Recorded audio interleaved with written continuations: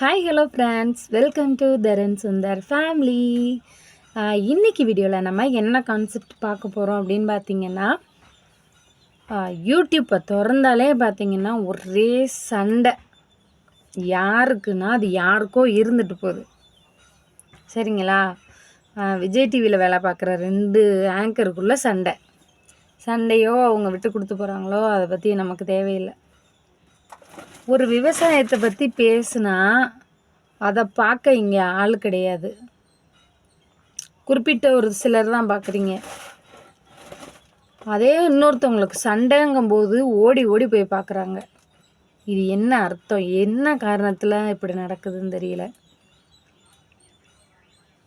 விஜய் டிவியில் குக்கு வித்து கோமாளியா சோமாரின்னு வருது பாருங்க. குக்கு வித்து கோமாளியில் பார்த்திங்கன்னா மணிமேகலையும் பிரியங்காவுக்கும் ஏதோ மனஸ்தாபம் வெளியில் வந்துட்டாங்கன்ட்டு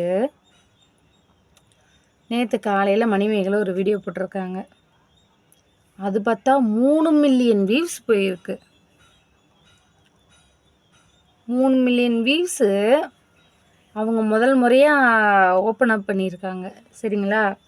அதனால் அவங்க இப்போ என் சேனலில் என் வருத்தத்தை சொன்னால் போகும்ல, அதே மாதிரி அவங்க மணிமேகலை அவங்க சேனலில் அவங்க வருத்தத்தை சொல்லியிருக்காங்க. இந்த நியூஸ் சேனல்லாம் இருக்குது பார்த்திங்களா, பெரிய பெரிய நியூஸ் சேனல்லாம், அந்த நியூஸ் சேனலில் போய் இந்த சண்டையை போட்டிருக்காங்க. நேற்று மத்தியானம் பார்த்தேன், எனக்கு அதை ஜீர்ணிக்கவே முடியல. ஒரு எவ்வளோ பெரிய ஒரு இன்டர்நேஷ்னல் ஒரு நியூஸ் சேனலு ஒன்றும் இல்லை, நிறைய இப்போ ஆரம்பிச்சிட்டாங்க. நிறைய நியூஸ் சேனலில் பார்த்தா இவங்களுக்கும் சண்டையா அப்படின்ட்டு அதை பற்றி போடுறாங்க. அவங்களும் மக்கள் அவ்வளோ பேர் பார்த்து நம்ம மணிமேகலைக்காக சப்போர்ட் பண்ணி பேசியிருக்காங்க. அதெல்லாம் வெரி குட், சூப்பர்.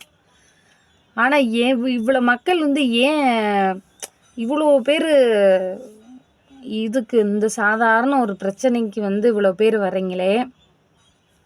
நிறைய சேனல்லையும் சரி, நானுமே கொல்கத்தாவில் அந்த மருத்துவ மாணவி ஒருத்தவங்க மருத்துவர் பயிற்சியில் இருந்தவங்க கொல்லப்பட்டாங்கல்ல, அதை பற்றி நான் பேசினேன். வெறும் 2000 பேர் பார்த்தாங்க அன்னைக்கு நிலைமைக்கு. அது போகலை. கொஞ்ச நாள் ஒரு 2-3 நாள் கழித்து எனக்கும் என் வீட்டில் என் கணவருக்கும் ஒரு மன வருத்தம். அந்த வீடியோவை நான் யூடியூப்பில் போடுறேன். கிட்டத்தட்ட இப்போ ஒரு 30,000 பேர் பார்த்துருக்கீங்க.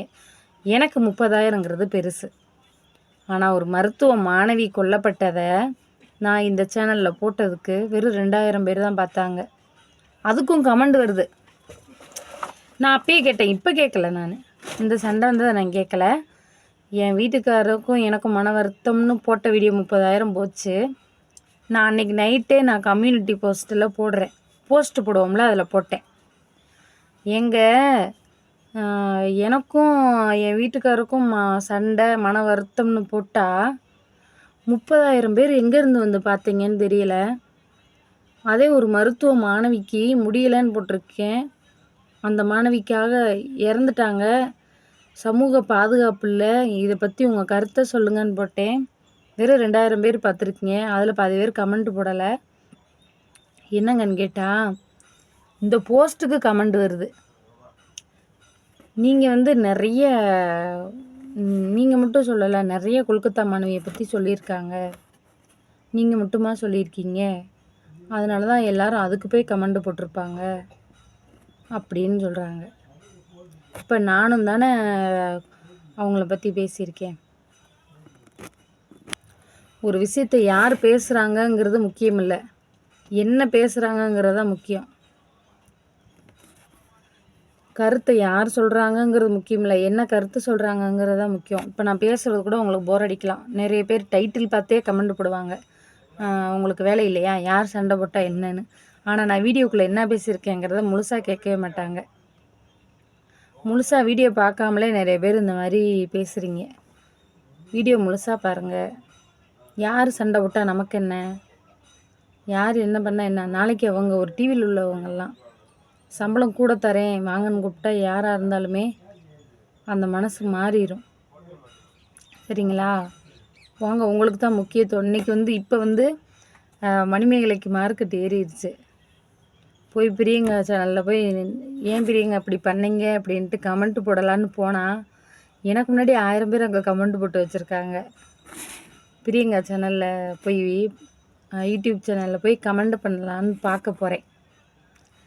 நீங்கள் ஏன் மணிமேகலை இப்படி நீங்கள் சொன்னது தவறு, ஒரு ஒரு இடத்துல இருக்கீங்க, விட்டு கொடுத்து போயிருக்கலாமே அப்படின்ட்டு சொல்லலான்ட்டு போகிறேன். எனக்கு முன்னாடி அங்கே 1000 கமெண்ட் கழுவி கழுவி ஊற்றி அன்சப்ஸ்கிரைப் பண்ணி வச்சுருக்காங்க பாவம். கண்ணால் காண்பதும் போய் காதால் கேட்பதும் போய் தீர விசாரிப்பது மெய். இப்போ வந்து மணிமேகலை அவங்களுடைய பாயிண்ட் ஆஃப் வியூ சொல்லிட்டாங்க, அவங்களுடைய மனசில் உள்ளதை. இனிமே தான் பிரியங்கா வந்து ஒரு வீடியோ போடுவாங்க பாருங்கள், என்ன நடந்தது அப்படின்ட்டு. சரி, ஓகே. இந்த வீடியோ எதுக்குன்னு பார்த்தீங்கன்னா, யாரோ எப்படியோ சண்டை போட்டு போகிறாங்க. அவங்கெல்லாம் பார்த்திங்கன்னா ஒரு ஆங்கர் இனம். என்றைக்காவது ஒரு நாள் ஒன்று சேர்ந்து ஒரு ஷோவில் பேசிட்டு போயிடுவாங்க. மக்களாகிய நீங்கள் ஒவ்வொரு நாளையும் ஒன்றொன்னையும் பார்த்து நம்பி நம்பி ஏமாறாதீங்க. வாழ்க்கையை உங்களுக்கு பிடிச்ச மாதிரி வாழுங்க. சமூக பாதுகாப்புக்காக குரல் கொடுங்க. கல்வி பற்றி பேசுங்க, விழிப்புணர்வு பற்றி பேசுங்க, விவசாயம் பற்றி பேசுங்க. இந்த வீடியோ பிடிச்சிருந்தால் லைக் பண்ணுங்கள். மத்தியானம் ஒரு 3 மணிக்கு சூப்பரான ஒரு vlog வீடியோ வரும், மிஸ் பண்ணாமல் பாருங்கள். இந்த வீடியோ பிடிச்சிருந்தால் லைக் பண்ணுங்கள். பாய்.